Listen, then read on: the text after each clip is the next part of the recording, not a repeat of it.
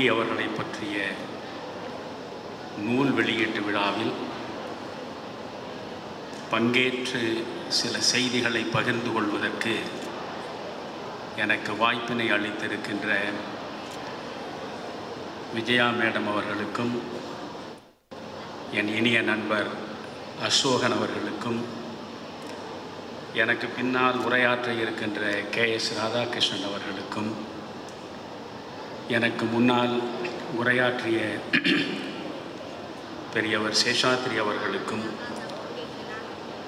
இந்த நூலை மிகச்சிறந்த முறையில் தமிழிலே கொண்டு வந்து சேர்த்திருக்கின்ற சாரி அவர்களுக்கும் நான் இங்கு பேச வேண்டும் என்பதற்காக தொடர்ந்து என்னோடு தொடர்பிலே இருந்த ஷபீர் அவர்களுக்கும் கூடியிருக்கின்ற மாணவியருக்கும் மற்ற பெருமக்களுக்கும் என்னுடைய முதல் வணக்கத்தை தெரிவித்துக் கொள்கிறேன். தேர்வுக்கு தயாராகின்ற ஒரு மாணவனைப் போல இந்த புத்தகத்தை 2 நாட்களாக கருத்தூன்றி பக்கம் பக்கமாக நான் வாசித்தேன். உண்மையில் சொல்கிறேன், இந்த புத்தகத்தை மாணவியர்களாக இருக்கின்ற நீங்கள் அத்துணை பேரும் வாசிக்க வேண்டும் என்று நான் பரிந்துரை செய்கிறேன். வெறுமனே அரசியல் பிரச்சாரத்தை மையமாக வைத்து உருவாக்கப்பட்ட புத்தகம் இல்லை அது. அல்லது ஒரு தனிநபரை துதித்து போற்ற வேண்டும் என்பதற்காக புகழுரையாகவே வெளிப்பட்டிருக்கின்ற புத்தகமும் இல்லை அது. மோடி என்கின்ற மனிதர் யார்? அவர் எங்கிருந்து புறப்பட்டார்? என்று எந்த உயரத்தில் நிற்கிறார்? இது எப்படி அவரால் சாத்தியமானது என்பதை ஒவ்வொரு இளைய தலைமுறையை சார்ந்தவர்களும் கற்றுணர வேண்டும் என்று நான் கருதுகிறேன். இந்த புத்தகத்தை வாசிக்கிற பொழுது ஏனோ தெரியவில்லை, பெருந்தலைவர் காமராஜருடைய பக்தனாக இருக்கின்ற நான் பல இடங்களில் காமராஜரோடு சேர்த்தே மோடியை பார்க்க என்னாலே முடிந்தது.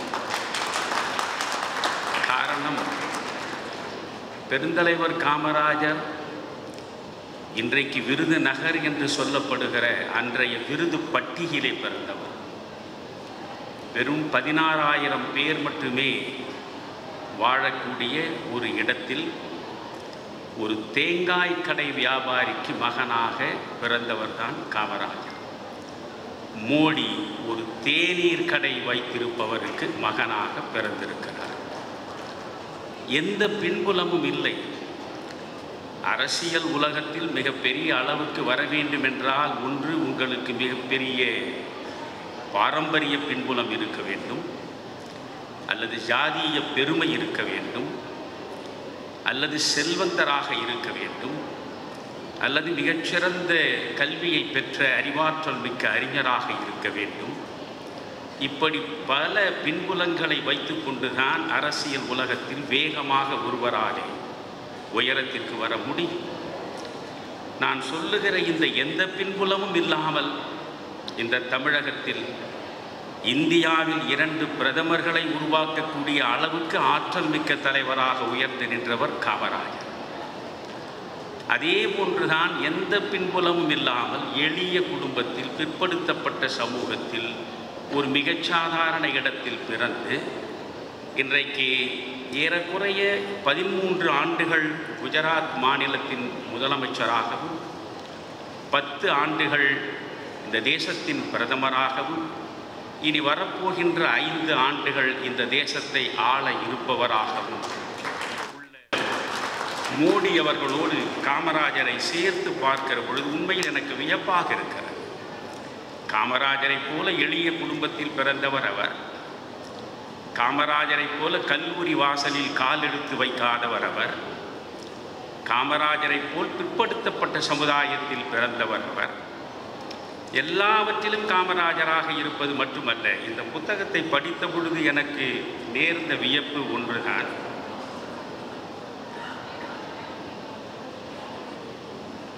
காமராஜர் 1940 தொடங்கி அவர் முதல்வராக பொறுப்பேற்கிற 1954ஆம் ஆண்டு வரை 14 ஆண்டு காலம் தமிழ்நாடு காங்கிரசின் கட்சி தலைவராக இருந்திருக்கிறார். ஆக கட்சி பணியில் இணையற்றவராக அவர் இருந்திருக்கிறார். ஆனால் ஆட்சி நிர்வாகத்தில் அவர் அதுவரை இருந்ததில்லை. 14 ஆண்டுகள் கட்சி பணியாற்றிய ஒருவர் திடீரென்று 1954இல் முதலமைச்சராக வந்து உட்கார்ந்தார். கட்சி பணி அவருக்கு சிறப்பாக புரியும், தெரியும். ஆனால் ஆட்சி நிர்வாகம் பற்றி அவருக்கு அரிச்சுவடி கூட தெரியுமா என்ற கேள்வி அன்றைக்கு இருந்தது. இதே இந்து பத்திரிகை அன்று காமராஜர் முதலமைச்சராக பொறுப்பேற்ற பொழுது ராஜாஜி இருந்த இடத்தில் காமராஜர் வந்து உட்கார்ந்து ஒரு சிறப்பான ஆட்சியை தருவாரா என்ற ஐயத்தை தலையங்கத்திலேயே தீட்டியது. அதே போன்றுதான் மோடி 1987ஆம் ஆண்டு அவர் RSS அமைப்பிலே இருந்து அன்று ஜனசங்கமாக இருந்து பிறகு பாரதிய ஜனதா கட்சியாக மாறிய அந்த கட்சி பணிக்கு அனுப்பப்படுகிறார். 1971இல் RSSகாரராக வந்த மோடி 1987 வரையில் ஏறக்குறைய 16 ஆண்டு காலம் RSS தொண்டராக பணியாற்றி இருக்கிறார். ஒரு மிகச்சிறந்த தொண்டன்தான் ஒரு மிக உயர்ந்த தலைவராக வர முடியும் என்பதற்கு தெற்கில் காமராஜரும் வடக்கில் மோடியும் 2 சிறந்த உதாரணம். எனவே அவர் 87இல் வருகிறார். 1987இல் குஜராத் மாநிலத்தினுடைய அமைப்பு பொதுச் செயலாளராக அவர் பொறுப்பேற்கிறார். மாநிலத்தின் பாரதிய ஜனதா கட்சியின் அமைப்பு பொதுச் செயலாளர். அந்த கட்சியிலேயே பொதுச் செயலாளர்கள் சில பேர் இருக்கலாம். ஆனால் அமைப்பு பொதுச் செயலாளர் என்பவர் தான் தலைமைக்கு ஏறக்குறைய நிகரான பொறுப்பு உள்ளவர். எனவே இவர் குஜராத் மாநிலத்தினுடைய பாரதிய ஜனதா கட்சியின் தலைமை பொதுச் செயலாளராக அமைப்பு பொதுச் செயலாளராக பொறுப்பேற்கிறார். 1987 தொடங்கி 1995 வரை இடைப்பட்ட 8 ஆண்டுகளில் அவர் எப்படி களப்பணி ஆற்றியிருக்கிறார் என்பதை இந்த புத்தகம் அவ்வளவு விரிவாக பேசுகிறது. ஒரு மனிதன் அரசியல் களத்திற்கு வருகிற பொழுதே தான் தலைவனாகிவிட வேண்டும் என்கிற தாகத்தோடும் தவிப்போடும் வரலாக தொண்டு செய்ய வேண்டும் என்கிற உள்ளத்தோடு உண்மையான உணர்வோடு வர வேண்டும். அப்படி ஒரு தொண்டராகத்தான் மோடி அவர்கள் RSS தொண்டராக ஏறக்குறைய 16 ஆண்டு காலம் பணியாற்றிவிட்டு பாரதிய ஜனதா கட்சியில் மாநில அளவில் ஒரு அமைப்பு பொதுச் செயலாளராக பொறுப்பேற்று 1987 1995 வரை நீங்கள் களப்பணி ஆற்றுகிறார். 8 ஆண்டு காலம் அவர் ஆற்றிய களப்பணியின் விளைவாகத்தான் 1995இல் ஆட்சியை இழந்த காங்கிரஸ் கட்சி இன்று வரை குஜராத்தில் அந்த ஆட்சி நாற்காலியில் அமரவே முடியவில்லை. அதைத்தான் அண்ணாமலை அவர்களும் சொல்லிவிட்டு சென்றார். ஏறக்குறைய ஒரு மாநிலத்தில் 29 ஆண்டுகள் ஒரே கட்சி தொடர்ந்து ஆள்வது என்பது அசாத்தியமானது. 5 ஆண்டுகள் ஆண்டு அடுத்த தேர்தலை சந்திக்கிற பொழுதே ஆன்டி இன்கம்பன்சி என்று சொல்ல தொடங்கி விடுவார்கள். அந்த ஆட்சி செய்த தவறுகளுக்கான விலையை இந்த தேர்தலில் அது தரும் என்று தான் ஆரூடம் கணிப்பார்கள். ஆனால் ஏறக்குறைய நீங்கள் பார்த்தால் 1995 இன்றைக்கு 2024 29 ஆண்டுகளாக அந்த குஜராத்தில் அசைக்க முடியாத அதிகார நாற்காலியில் பிஜேபியின் ஆட்சி நடக்கிறது என்றால் அதற்கு அடித்தளத்தை அமைத்து கொடுத்தவர் மோடி அவர்கள் தான். மோடி அவர்கள் 1995க்கு பிறகு நீங்கள் பார்த்தால் 2001இல் அவர் முதலமைச்சராக 2001இல் முதலமைச்சராக வருகிற வரை கட்சி பணிதான் ஆற்றியிருக்கிறார். ஆட்சி நிர்வாகம் குறித்து அவருக்கு மிக பெரிதாக தெரிய எப்படி காமராஜர் 14 ஆண்டு காலம் கட்சி பணி ஆற்றிவிட்டு ஆட்சி நிர்வாகத்தை அறியாமலே வந்து உட்கார்ந்து 9 ஆண்டு காலம் பொற்கால ஆட்சியை தந்தாரோ, அதே போன்றுதான் கட்சி பணி பலகாலம் செய்துவிட்டு ஒன்றுமறியாத நிலையில் அதிகார நாற்காலியில் 2001 வந்து அமர்கிறார். அப்படி 2001 அக்டோபர் மாதம் 7ஆம் நாள் குஜராத்தின் முதல்வர் பொறுப்பை அவர் ஏற்கிறார். அங்கே இருக்கக்கூடிய அதிகார வர்க்கம் இவருக்கு என்ன தெரியும் என்று தான் நினைக்கிறார்.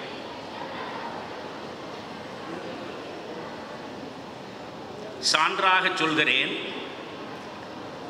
காமராஜர் தமிழ்நாட்டில் முதலமைச்சர் பொறுப்பை ஏற்ற பிறகு அதிகார வர்க்கம் அவரை கொஞ்சம் ஏளனமாகத்தான் பார்த்தது.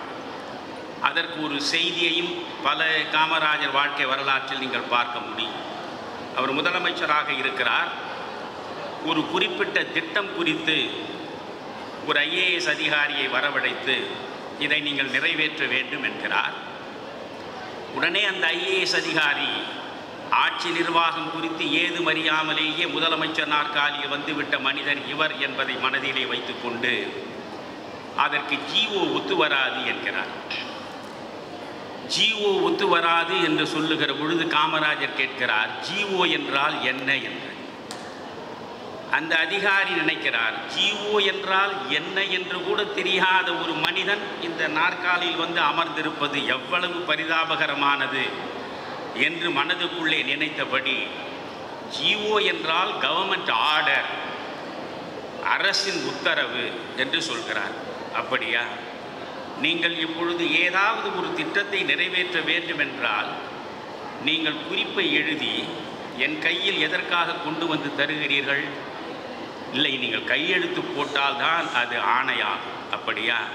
நான் கையெழுத்து போட்டால் தானே ஆணையாகும். அதற்கு பெயர் தானே அரசு ஆணை. அந்த அரசு ஆணை தானே நீங்கள் ஆங்கிலத்தில் சொல்லுகிற GO என்கிற கவர்மெண்ட் ஆர்டர். நான் சொன்னதை போய் செய்யுங்கள் என்றார். அன்றுதான் காமராஜர் யார் என்று அதிகார வர்க்கம் புரிந்து கொண்டது. அதே போன்றுதான் நீங்கள் மோடி அவர்களை பார்க்கிற பொழுது எந்த விதமான ஆட்சி நிர்வாகம் குறித்த அனுபவமும் இல்லாமல் கட்சி பணியை மட்டுமே ஆற்றிவிட்டு இங்கே வந்து அமர்ந்திருக்கிறார். இவரால் குஜராத்தில் என்ன வளர்ச்சியை கொண்டு வர முடியும் என்று நினைத்த நிலையில்தான் 13 ஆண்டுகள் அவர் ஆற்றிய பணிகள் ஏராளமானவை. அவற்றையெல்லாம் இந்த புத்தகத்திற்குள்ளே நீங்கள் சென்றால்தான் மிக தெளிவாக அறிந்து கொள்ள முடியும். என்னை பொறுத்தவரையில் நான் மிகவும் விரும்பி மனம் தோய்ந்து அவருடைய சாதனைகளில் ஒன்றாக பார்ப்பது சமரஸ் கிராம் என்ற ஒன்று. சமரஸ் கிராம் என்கிற திட்டம், நான் காந்தியத்தை படித்தவன். மாநில கல்லூரியில் 1967 நான் காலெடுத்து வைத்த பொழுதே சத்திய சோதனையை கையில் எடுத்தவன். எனவே காந்தியம் குறித்து ஒரு 40-45 ஆண்டுகளாக தொடர்ந்து இடையறாமல் வாசித்துக் கொண்டிருப்பவன். காந்தியம் குறித்த தேடலில் என் வாழ்வை நான் முழுமையாக ஈடுபடுத்தி இருப்பவன். ஆனால் பரவலாக சொல்லுவார்கள், RSS என்பது காந்திய சித்தாந்தத்திற்கு எதிரானது, பாரதிய ஜனதா கட்சி என்பது காந்திய தத்துவத்திற்கு முரணானது. காந்தியம் பேசுகிற தமிழறிவு மணிகன் இந்த பாரதிய ஜனதா கட்சியின் பக்கத்திலே போய் நிற்பதும் மோடியினுடைய ஆட்சி மீண்டும் வர வேண்டும் என்று சொல்வதும் முரண்பட்ட ஒன்று இல்லையா என்று விமர்சிப்பவர்கள் விமர்சிப்பார்கள். ஆனால் உங்களுக்கு நான் சொல்கிறேன், எப்படி காமராஜர் கட்சி பணியை ஆற்றிவிட்டு ஆட்சி பணியில் வந்து தன்னுடைய திறமையை நிரூபித்தாரோ அப்படி நிரூபித்தவர் மோடி. எப்படி காமராஜர் அடித்தளத்திலே இருந்து எழுந்து உயரத்திற்கு வந்து நின்றாரோ அதே போன்று அடிநிலையிலே இருந்து படிப்படியாக வளர்ந்து உயரத்திற்கு வந்தவர் மோடி. எப்படி காமராஜர் பின்புலமே இல்லாமல், ஜாதிய பின்புலம் இல்லாமல், வேறெந்த பின்புலமும் இல்லாமல் சாதனையை செய்து முடித்தாரோ அதே போன்று சாதனைகளை நிகழ்த்தியவர் மோடி. இன்னொன்று, கல்வி குறித்து நீங்கள் பார்த்தால் காமராஜ் என்று சொன்னாலே கல்வி ஒன்றுதான் நம் நினைவுக்கு வரும். அதனாலே தான் காமராஜுடைய பிறந்த நாளை கல்வி திருநாளாக நாம் கொண்டாடுகிறோம். இன்றைக்கு நீங்கள் மோடியை பார்த்தால் அவர் குஜராத்தில் முதலமைச்சராக இருந்த பொழுது குறிப்பாக பெண் கல்விக்கு எந்த அளவுக்கு அவர் தன்னுடைய நேரத்தை, சிந்தனையை செலவழித்திருக்கிறார் என்பதை இந்த புத்தகம் அவ்வளவு அற்புதமாக சொல்கிறது. சமீபத்தில் கூட தயாநிதி மாறன் பேசிய ஒரு பேச்சை நான் பார்த்தேன்.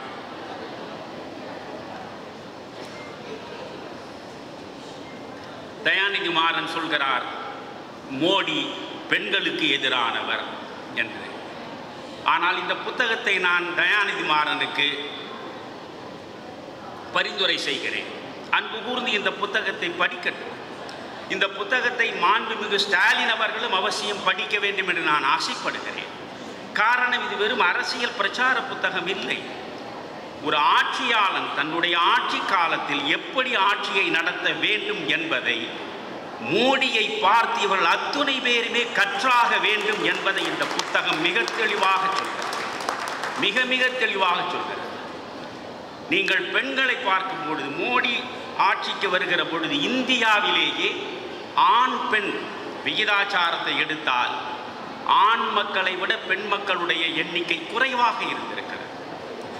கல்வியில் பெண் மக்கள் மிகவும் தாழ்ந்த நிலையிலே இருந்திருக்கிறார்கள். இதை மோடி பார்க்கிறார்.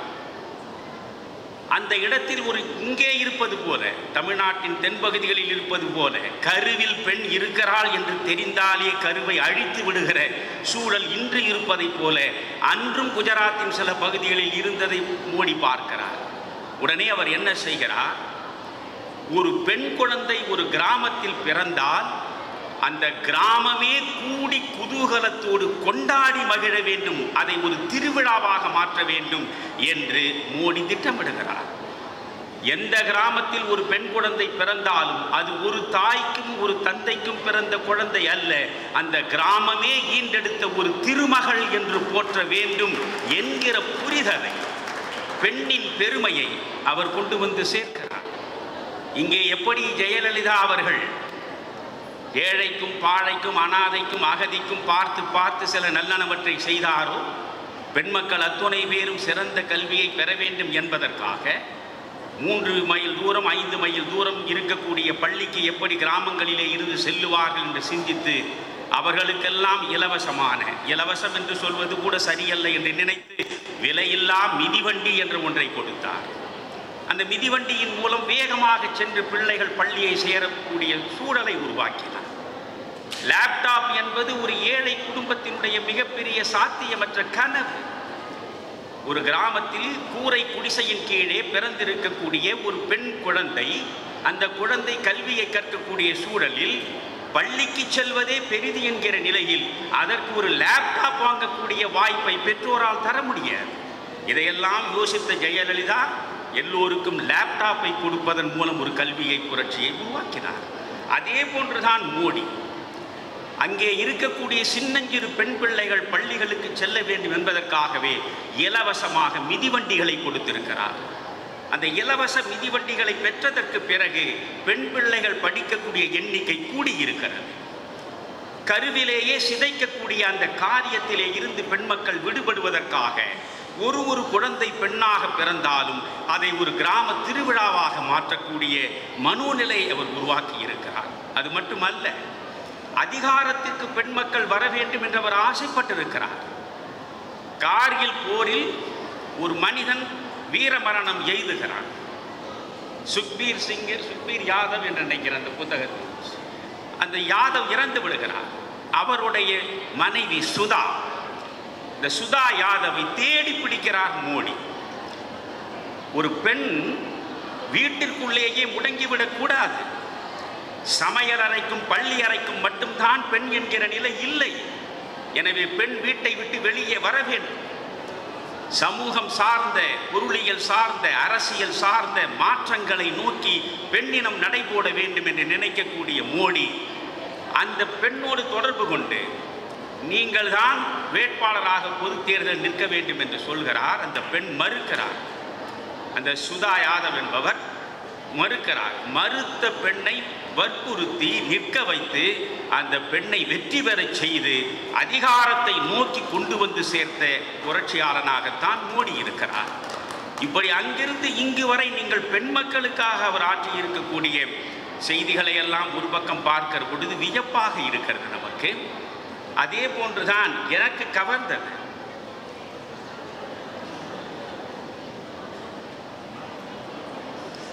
நான் அந்த புத்தகத்தில் ஒரு தேர்வுக்கு படிப்பதைப் போல படித்து குறிப்பு எடுத்தேன். நான் பொதுவாக குறிப்புகள் எடுத்து பேசுகிற வழக்கம் கிடையாது. 3 மணி நேரம் பேசினாலும் நானாக பேசிக்கொண்டே இருப்பேன். ஆனால் இந்த புத்தகம் என்னை அவ்வளவு கடுமையாக பாதித்தது.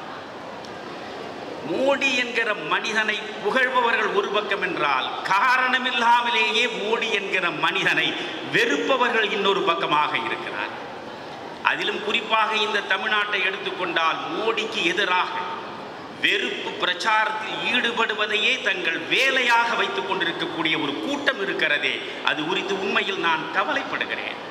விருப்பு வெறுப்பு இல்லாமல் தான் நீங்கள் பிரச்சனைகளை அணுக வேண்டும். அதனாலே தான் நீங்கள் இந்த புத்தகத்துடைய பெருமை, அது இந்த ஸ்லாண்டிங்காக எழுதுவது, பயாஸ்டாக எழுதுவது என்று சொல்லுவார்கள். சார்பு தன்மையோடு தான் பேனா பிடித்து இன்றைக்கு யாரும் எழுதுகிறார்கள், பேசுகிறார்கள். எந்த சார்பு தன்மையும் இல்லாமல் மோடி என்கிற ஒரு மனிதன் இந்த தேசத்திற்கு என்ன செய்திருக்கிறார், விழுந்து கிடந்த பாரதிய ஜனதா கட்சியை எப்படி எழுச்சி மிக்க பேரியக்கமாக மாற்றி இருக்கிறார் என்பதை மிக தெளிவாக சொல்கிறார். அதில் 13 ஆண்டுகள் குஜராத்தினுடைய முதலமைச்சராக இருந்த பொழுது அவர் ஆற்றிய சாதனைகள், காரணம் 10 ஆண்டு காலம் பிரதமராக இருந்து அவர் ஆற்றிய பல்வேறு சாதனைகளை நாடு அறிந்து வைத்திருக்கிறது நன்றாக. ஆனால் இவற்றை நீங்கள் பார்க்க வேண்டும். இந்த 3-4 செய்திகளை மட்டும் உங்களிடம் நிச்சயம் சேர்க்க வேண்டும் என்று நான் கருதுகிறேன். இதில் தான் எனக்கு மோடியினுடைய பெருமையும் மோடியினுடைய சிறப்பும் தெளிவாக தெரிகிறது. இது மிக முக்கியமானது. சமரஸ் கிராம், இது சாதாரண ஒன்று அல்ல. இதுதான் காந்தி. காந்தியத்துக்கும் RSSக்கும் என்ன தொடர்பு? காந்தியை சுட்டுக் கொன்ற கோட்சே RSSஐ சார்ந்தவன். அந்த கோட்சே கும்பலுக்கு பக்கத்தில் தமிழறிஞன் போய் நிற்கலாமா என்று ஒரு கூட்டம் கேட்கிறதே, அந்த கூட்டத்திற்கு இந்த இடத்தில் இந்த புத்தகத்தின் வாயிலாக நான் பதில் சொல்கிறேன். சமரஸ் கிராம் என்றால் என்ன? கருத்தொற்றுமை உள்ள கிராமம்.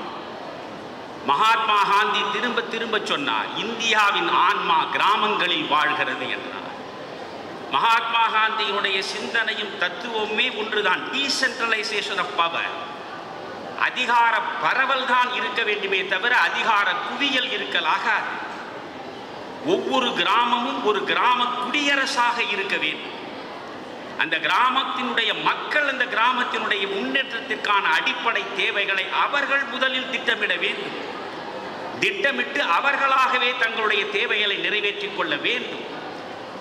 கன்னியாகுமரியின் ஓரத்திலே இருக்கக்கூடிய ஒரு கிராமத்தில் எது வேண்டும் என்பதை டெல்லியிலே இருப்பவர்கள் தீர்மானிக்கலாகாது. அந்த கிராமத்தின் தேவையை அந்த கிராம மக்கள் தான் தீர்மானிக்க வேண்டும். அதற்கு காந்தி சொன்னது, ஊராட்சி தேர்தல்களில் அரசியலே கூடாது என்றார். லோக்கல் பாடி எலெக்ஷன், ஊராட்சி தேர்தல்களில் அரசியல் கூடாது. ஏன்? ஒரு கிராமத்திற்குள்ளே கிராம ஊராட்சி தலைவர் தேர்தல் நடக்கிற பொழுதே அங்கே ஜாதி வந்து நிற்கும், அங்கே மதம் வந்து நிற்கும், அங்கே பணம் வந்து நிற்கும். இப்படி பல்வேறு சக்திகள் அந்த ஒரு கிராமத்தையே சின்னாபின்னமாக்கி சிதைத்துவிடும். கிராமத்தின் ஒற்றுமை முதலில் பலிபீடத்திலே கொண்டு போய் நிறுத்தப்படும். அதனால் கிராமம் ஒற்றுமையாக இருக்க வேண்டும். இந்தியாவில் 6 லட்சம் கிராமங்கள் இருக்கின்றன. ஒவ்வொரு கிராமமும் கருத்தொற்றுமையின் அடிப்படையிலேயே காரியங்களை செய்வதென்றால் ஒட்டுமொத்த இந்தியாவிலேயே கருத்தொற்றுமையை தவிர வேற்றுமையை பார்க்க முடியாது. இதை குஜராத்தில் மோடி சாதிக்கிறார். சமரஸ் கிராம், சமரஸ் கிராம் என்றால் வேறொன்றுமில்லை, கருத்தொற்றுமை உள்ள கிராமம். இந்த தேசத்தின் 2வது விடுதலை போராட்டத்தை முன்னின்று நடத்திய 2வது மகாத்மா என்று என்னை போன்றவர்கள் நெஞ்சில் வைத்து போற்றுகின்ற ஜெயபிரகாஷ் நாராயண், நீங்கள் ஜேபி போன்றவர்களுடைய வாழ்க்கை வரலாற்றை எல்லாம் என் இளம் பிள்ளைகளுக்கு சொல்கிறேன், நீங்கள் படிப்பது கிடையாது. ஜேபி போன்ற ஒரு மனிதனை பற்றி பேசினாலே நான் தன்வயம் இழந்து பேசுவேன். இவர்களை பற்றியெல்லாம் நான் ஏராளமாக பேசியிருக்கிறேன். இந்த தேசத்திற்கு தங்களை முற்றாக அர்ப்பணித்துக் கொண்ட மகத்தான மனிதர்களின் வாழ்க்கை வரலாற்றை இன்றைய இளைய தலைமுறை அறிந்து கொள்ள வேண்டும் என்கிற தாகத்திலும் தவிப்பிலும் நான் 12 மாபெரும் தலைவருடைய வாழ்க்கை வரலாறு முழுவதையும் பேசியிருக்கிறேன். அது யூடியூபில் இருக்கிறது. நீங்கள் பார்த்தால் காந்தியை பற்றி, நேதாஜியை பற்றி, ஜெயபிரகாஷ் நாராயணை பற்றி, காமராஜரை பற்றி, ஜீவாவை பற்றி எல்லாம் பேசியிருக்கிறேன். அதில் உள்ளே நீங்கள் சென்று பார்த்தால் அதிகபட்சம் 1 லட்சம் பேர் பார்த்திருப்பார். ஆனால் காவாலா காவாலா என்ற ஒரு பாட்டு வருகிறது. அந்த படம் காவாலா காவாலா வெளிவந்த ஒரே நாளில் 1 கோடிக்கு மேற்பட்டவர்கள் பார்த்திருக்கிறார்கள் என்றால் நான் பாரதியை நினைத்து பார்க்கிறேன். விதியே விதியே தமிழச் சாதியை என் செய்ய நினைத்தாய் என குறையாயோ. எங்கே போகிறது இந்த இனம்? எங்கே விழுந்து கிடக்கிறது உங்கள் ரசனை? இன்றைய இளைய தலைமுறை எந்த அளவுக்கு சீரழிந்து கொண்டிருக்கிறது? சீரழிப்பவர்கள் யார் யார்? இவற்றையெல்லாம் யோசிக்க யோசிக்க இருதயமே ரணப்பட்டு விடுகிறது. அந்த ஜெயபிரகாஷ் நாராயணனை பற்றி நீங்கள் தெரிந்து கொள்ள வேண்டும் என்றால் நான் பேசியது யூடியூபில் இருக்கிறது. இணையற்ற மனிதர். காந்தி பாரிஸ்டர் பட்டம் பெறுவதற்கு லண்டனுக்குத்தான் போனார். நேரு பாரிஸ்டர் பட்டம் பெறுவதற்கு லண்டனுக்குத்தான் போனார். ஆனால் ஜேபி தன்னுடைய உயர்கல்வியை பெறுவதற்கு லண்டனுக்கு போகவில்லை, அமெரிக்காவுக்கு போனார். ஏன் என்று கேட்டால், என் மண்ணை அடிமைப்படுத்தி வைத்திருக்கின்ற அந்த நாட்டின் தலைநகரத்தில் நான் சென்று கல்வி கற்க விரும்பவில்லை. அதனால் அந்த இங்கிலாந்து மண்ணில் நான் காலெடுத்து வைக்க விரும்பவில்லை என்று அமெரிக்கா சென்று படித்த மனிதன் அவர். அந்த ஜேபியுடைய நூற்றாண்டு நடந்தது. நூற்றாண்டு விழாவை முன்னிட்டு நம்முடைய மோடி இந்த சாதனையை செய்கிறார். அந்த சாதனை தான் சமரஸ் கிராம். இந்த சமரசம் என்றாலே என்ன? இணக்கம். அங்கே பிளவு இல்லை, பகை இல்லை, பேதம் இல்லை, பூசல் இல்லை, எந்த பிரச்சனையும் இல்லை. கருத்தொற்றுமையை உருவாக்கி ஒவ்வொரு ஊராட்சியிலும் நீங்கள் தலைவரும் நிர்வாகிகளும் தேர்ந்தெடுக்கப்படுகிற பொழுது அங்கே ஜாதி குறுக்கே வராது, மதம் குறுக்கே வராது, பணம் குறுக்கே வராது. இவை அனைத்தையும் மீறி கிராம மக்கள் ஒன்றாக இணைவார். கிராம மக்கள் ஒன்றாக இணைந்து கிராமத்தின் தேவைகளை அவர்களே புரிந்து அவற்றை தங்களுக்கு தாங்களே நிறைவேற்றிக் கொள்வதற்கான திட்டம்தான் இந்த சமரஸ் கிராம்.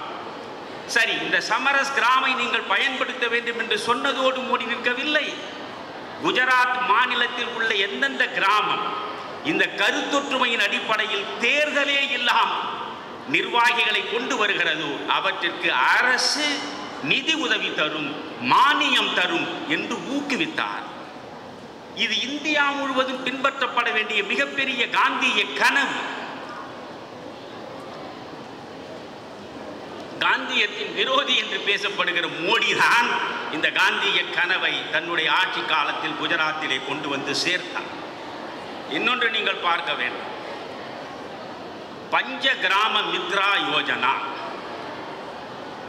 இவற்றையெல்லாம் நம்முடைய மாண்புமிகு ஸ்டாலினுக்கு நான் பரிந்துரை செய்கிறேன். நம்முடைய முதல்வர் இருக்கிறாரே, ஒவ்வொரு நாளும் ஒவ்வொரு திட்டம் மக்களை நோக்கி, அப்புறம் முதல்வர் பல்வேறு திட்டங்கள். ஒரு திட்டத்தை நான் புரிந்து கொள்வதற்குள்ளாக இன்னொரு திட்டம், அந்த திட்டம் என்ன என்று அறிந்து கொள்வதற்கு முன்னாக இன்னொரு திட்டம். அப்படி என்றால் இவர் அறிவிக்கிற எந்த திட்டம் எவனுக்கு போய் சேர்ந்தது, எவன் எந்த நன்மையை அடைந்தான், அதனால் என்ன பயன் கிடைத்தது என்று எவனுக்குமே தெரியாது. ஒவ்வொரு திட்டமாக நீங்கள் அறிவிக்கிறீர்கள். இது போன்ற திட்டங்களை நீங்கள் அந்த புத்தகத்தை படித்து விட்டு அறிவியுங்களே.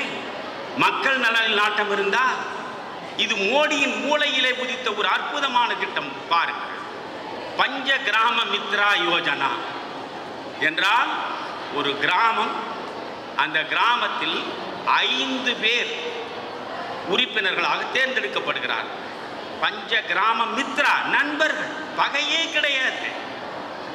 மோடி எப்பொழுது பேசினாலும் அந்த 5 கோடி குஜராத்தியர்களுக்கான அரசு என்று நான் சொல்வாரே தவிர இந்துக்களுக்கான அரசு என்று ஒரு நாளும் சொன்னதில்லை. மோடி தன்னுடைய வாழ்நாளில் ஒரு வார்த்தையை கூட ஒரு இஸ்லாமியருக்கு எதிராகவோ ஒரு கிறிஸ்துவருக்கு எதிராகவோ உதிர்த்ததே கிடையாது. ஆனால் திட்டமிட்டே இஸ்லாமியர்களுக்கும் கிறிஸ்தவர்களுக்கும் எதிரானவர் மோடி என்ற ஒரு பிரச்சாரத்தை இங்கே வலிமையாக பரப்ப முயல்கிறார்கள். அவர் சொன்னதெல்லாம் குஜராத்தை ஆளுகிற பொழுது 5 கோடி குஜராத்தியர்களுக்குமான வளர்ச்சி, 5 கோடி குஜராத்தியர்களுக்கான முன்னேற்றம் என்று 5 கோடி மக்களுக்காக பேசினார். இந்த தேசத்தின் பிரதமரான பிறகு 140 கோடி மக்களுக்குமான வளர்ச்சி, 140 கோடி மக்களுக்குமான திட்டம் என்று அனைவருக்குமான திட்டத்தையும் வளர்ச்சியையும் தான் அவர் பேசுகிறார். இதில் நீங்கள் 5 திட்டங்களை பாருங்கள். வியந்து போய் தான் உங்களிடம் நான் இதை பதிவு செய்கிறேன். அதற்கு பெயர் பஞ்ச கிராம மித்ரா யோஜனா என்றால் ஒவ்வொரு கிராமத்திலும் 5 உறுப்பினர்கள் இருக்க வேண்டும். அந்த 5 உறுப்பினர்கள் ஒருவர் வேளாண்மை விவசாயம், இன்னொருவர் கல்வி, 3வது மனிதர் சுகாதாரம், 4வது மனிதர் வளர்ச்சி, 5வது மனிதர் நலத்திட்டங்கள். ஒவ்வொரு கிராமத்திலும் உள்ள மக்களில் 5 பேரை தேர்ந்தெடுப்பது, 5 பேரும் இளைஞர்களாக இருப்பது. That is very important. இளைஞர்களை கொண்டு வருகிறார். 5 பேர் இளைஞர்களை தேர்ந்தெடுப்பது அந்த கிராமத்தில். ஒருவர் கல்வி குறித்து, ஒருவர் விவசாயம் குறித்து, ஒருவர் ஆரோக்கியம் குறித்து, ஒருவர் வளர்ச்சி குறித்து, ஒருவர் அந்த கிராமத்திற்கு வேண்டிய சமூக நல திட்டங்கள் குறித்து சிந்திக்க வேண்டும். அவற்றை அதிகார வர்க்கத்திடம் கொண்டு போய் சேர்க்க வேண்டும். அதிகார வர்க்கமும் இந்த 5 பேர் கொண்ட அமைப்பும் சேர்ந்து சிந்தித்து அதற்கான திட்டங்களை தீட்டி அந்த திட்டங்களை வெற்றிகரமாக நடைமுறைப்படுத்த வேண்டும். இதுதான் இந்த பஞ்ச கிராம மித்ரா யோஜனா. இப்படி இந்த தமிழ்நாட்டில் எங்காவது உண்டா? தமிழ்நாட்டில் எந்த ஒரு கிராமத்திலாவது இருக்கக்கூடிய மக்களில் ஒரு 5 இளைஞர்களை தேடி பிடித்து அந்த 5 இளைஞர்களை, தம்பி நீ கல்வியை கவனி, நீ விவசாயத்தை கவனி, நீ மருத்துவத்தை கவனி, நீ வளர்ச்சியை கவனி, நீ சமூக நலத்தை கவனி என்று சொல்லி பயிற்சி கொடுத்திருக்கிறீர்களா? இல்லை. ஆனால் நீங்கள் என்ன செய்கிறீர்கள்? தம்பி ஒவ்வொரு இடத்திலும் பூத் கமிட்டி அமையுங்கள். அந்த பூத் கமிட்டியில் 30 பேர் இருங்கள். அந்த 30 பேர் இருந்து அத்தனை குடும்பங்களிலும் இருக்கிற வாக்காளர்கள் நம்முடைய கட்சிக்கு வாக்களிப்பதற்காக கொண்டு வருகிற வேலையை பாருங்கள். இதுதானே தமிழ்நாட்டில் நடக்கிறது. இன்றைக்கு இளைஞர்கள் இதற்குத்தானே பயன்படுத்தப்படுகிறார்கள். ஆனால் 13 முறை முதலமைச்சராக வந்த மோடி ஒரு நாளும் இந்த வேலை செய்யவில்லை. ஒவ்வொரு கிராமத்திலும் 5 அறிவார்ந்த பொறுப்புணர்வு உள்ள இளைஞர்களை இருக்கிறார். அப்படி என்றால் இளைஞனாக இருக்கிற பொழுதே சமூகம் சார்ந்த பொறுப்புணர்வு வருகிறது, திட்டமிடுவதற்கான அறிவு வருகிறது, அதிகார வர்க்கத்தோடு இணைந்து எப்படி செயற்படுவது என்கிற தெளிவு வருகிறது. இவை அனைத்தையும் கொண்டு வந்து சேர்த்த மனிதன் தான் மோடி. பஞ்ச கிராம மித்ரா யோஜனா. இன்னொன்று நீங்கள் பார்த்தால் லோக் கல்யாண் மேளா.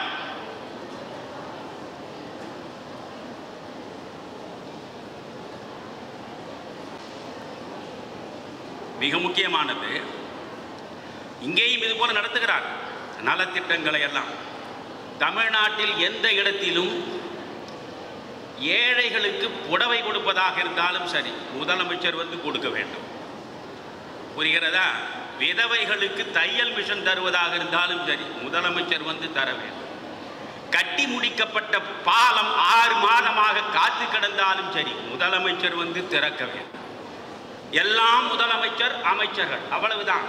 ஆனால் மோடி காலத்தில் லோக் கல்யாண் மேளா அது என்னவென்று நான் பார்த்தேன். மக்களுக்கான உதவி, மக்களுக்கான மானியம், மக்களுக்கான நலத்திட்டம் ஆகியவை அனைத்தும் மாநிலம் முழுவதும் அதிகாரிகள் மக்களுக்கு வரவழைத்து அவர்களுக்கு அதிகாரிகள் மூலமாகத்தான் அனைத்தும் தரப்பட்டிருக்கின்றன. எந்த இடத்திலும் மோடி முகம் காட்டவில்லை. முதலமைச்சர் வந்துதான் மேளா நடத்த வேண்டும் என்று இல்லை. முழுக்க முழுக்க அதிகாரிகளை முன்னிலைப்படுத்துகிறார். அதிகாரிகளின் மூலமாக அந்த திட்டங்கள் போய் சேர வேண்டும் என்று சிந்தித்ததுடைய விளைவுதான் இந்த லோக் கல்யாண் மேளா. இதை விட மிக அற்புதமான ஒன்று, இந்த தமிழ்நாடு மட்டுமல்ல, இந்தியா முழுவதும் இருக்கக்கூடிய மாநிலங்கள் சிந்திக்க வேண்டும். பயிற்சி முகாம்கள் நடத்தியது. 13 ஆண்டு காலம் மோடி நடத்திய அந்த பயிற்சி முகாம்கள் மிக முக்கியமானவை. என்ன தெரியுமா? இங்கே இருக்கக்கூடிய சாதாரண குடிமக்களுக்கும் அதிகார வர்க்கத்திற்கும் ஏதாவது ஒரு தொடர்பு உண்டா? நமக்கும் அவர்களுக்கும் எந்த தொடர்பும் கிடையாது. அது ஒரு உலகம். அதிகாரிகள் என்றால் as if they were sitting on the ivory tower, அப்படியே உச்சமான இடத்தில் உட்கார்ந்து கொண்டிருக்கக்கூடியவர்களைப் போல ஒரு பாவனை உள்ளவர்கள் அவர்கள். எளிதாக சாதாரண மனிதர்கள் சென்று பார்த்துவிட முடியாது. மோடி செய்த புரட்சி என்ன தெரியுமா? ஒவ்வொரு பகுதியில் வளர்ச்சியை நோக்கி செல்வதற்காக முதலில் அதிகாரிகளுக்கு பயிற்சி முகாம் நடத்துகிறார். இவருக்கு பயிற்சி கொடுக்க வேண்டும் என்று அதிகாரிகள் நினைத்தார்கள். ஆனால் இவர் வந்து சேர்ந்த உடனே விரைவாக அனைத்து நிர்வாகத்திறனையும் பெற்றார். எப்படி இன்றைய இணையதளத்தை பயன்படுத்துவது, ஃபேஸ்புக்கை பயன்படுத்துவது, இன்ஸ்டாகிராம் என்று என்னென்னமோ நீங்கள் சோசியல் மீடியாவில் சொல்கிறீர்களே, அவை அனைத்திலும் முதன்மை மிக்க மனிதனாக தேர்ந்தெடுப்பவர் தான் நம்முடைய மோடி அவர்கள். இதை வைத்துக்கொண்டு அதிகார வர்க்கத்திற்கு அவர் பயிற்சி கொடுக்கிறார். பிறகு அதிகாரிகளோடு பயிற்சியை நிறுத்திவிடாமல் அந்த குஜராத் மாநிலத்தின் பல்வேறு பகுதிகளில் பயிற்சி முகாம் எப்படி நடக்கிறது தெரியுமா? நீங்கள் இங்கே இருந்து கொண்டு பார்த்தால் கனவாகத்தான் இருக்கு. இந்த கனவு நனவாகுமா என்று நான் நினைக்கிறேன். ஒன்றுமில்லை, இந்த இடத்தில் போய் நாம் பயிற்சி முகாம் நடத்த வேண்டும் என்று முடிவெடுத்தால் அதிகாரிகள், சாதாரண கீழ்நிலை அரசு ஊழியர்கள், அதற்கு பிறகு அந்த இடத்தை சார்ந்த பொதுமக்கள், இவர்கள் அத்தனை பேரும் ஒரே பேருந்தில் ஒன்றாக செல்ல வேண்டும். பேருந்து என்றால் கூட சில பேருக்கு தெரியாது, ஏனென்றால் அவ்வளவு தூரம் தமிழ் கீழே கிடக்கிறது. ஒரே பஸ்ஸில் செல்ல வேண்டும். மேல்நிலை அதிகாரியாக இருந்தாலும் சரி, கீழ்நிலை அலுவலராக இருந்தாலும் சரி, நான் ஐஏஎஸ் ஆஃபீஸர், நீ ஒரு சாதாரண பியூன், நீ 4th கிரேட் எம்ப்ளாய், நீயும் நான் ஒன்று இல்லை என்ற கணக்கையே மோடி தவிர்த்தார். அதிகாரியிலிருந்து அரசின் கீழ்நிலை ஊழியன் வரை ஒரு இடத்தில் பயிற்சி முகாம் நடக்க வேண்டும் என்றால் ஒரே பஸ்ஸில் ஏறி செல்ல வேண்டும். சென்று ஒன்றாக உட்கார்ந்து பேச வேண்டும். ஒரு மிகச் சாதாரண கீழ்நிலையில் இருக்கின்ற 4ஆம் நிலையிலே இருக்கின்ற அரசு ஊழியர் உயர்நிலையில் இருக்கின்ற அதிகாரிக்கு அவர் ஆலோசனைகளை வழங்கலாம். இப்படி அந்தந்த இடத்தில் அதிகார வர்க்கம் ஒன்றாக சேர்ந்து நேரடியாக நிலைமைகளை பார்த்து திட்டமிட்டு அந்த திட்டங்களை உடனடியாக நடைமுறைப்படுத்துகிற செயலை அவர் உருவாக்கினார்.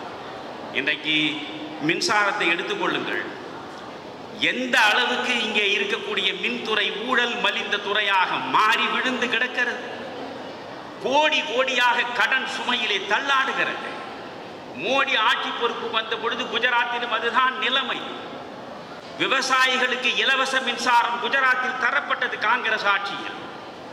ஆனால் மோடி வருகிறார். இங்கே நடக்குமா? நினைந்து பாருங்கள். விவசாயிகள் மோடியை போய் பார்க்கிறார்கள். 4 மணி நேரமாவது இடைவிடாமல் எங்களுக்கு தொடர்ந்து மின்சாரம் கிடைத்தால்தான் நாங்கள் வேளாண்மையில் சாதனை செய்ய முடியும், எங்களுக்கு முதலமைச்சராகி நீங்கள் உதவ வேண்டும் என்கிறார்.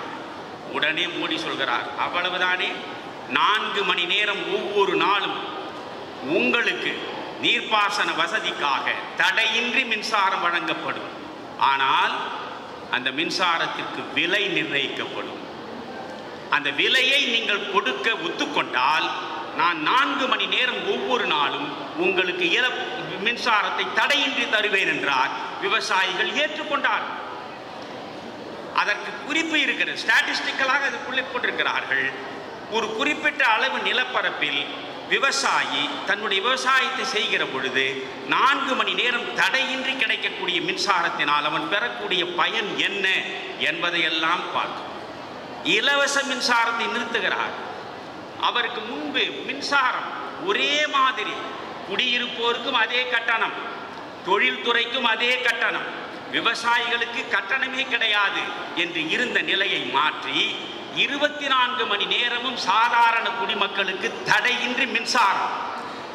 அவர்களுக்கென்று ஒரு மின்சாரத்திற்கு ஒரு யூனிட்டுக்கு ஒரு விலை, தொழில்துறைக்கு தடையின்றி மின்சாரம், உங்களுக்கு ஒரு யூனிட்டுக்கு தனியாக ஒரு விலை, விவசாயிகளுக்கு அன்றாடம் 4 மணி நேரம் தடையின்றி மின்சாரம், உங்களுக்கு ஒரு விலை என்று வைத்ததன் விளைவு மோடியின் ஆட்சியிலேதான் சட்டத்தில் சுருண்டு கிடந்த மின்சாரத்துறை லாபத்தை நோக்கி வீறு கொண்டு எழுந்த வரலாற்றை உருவாக்கியது.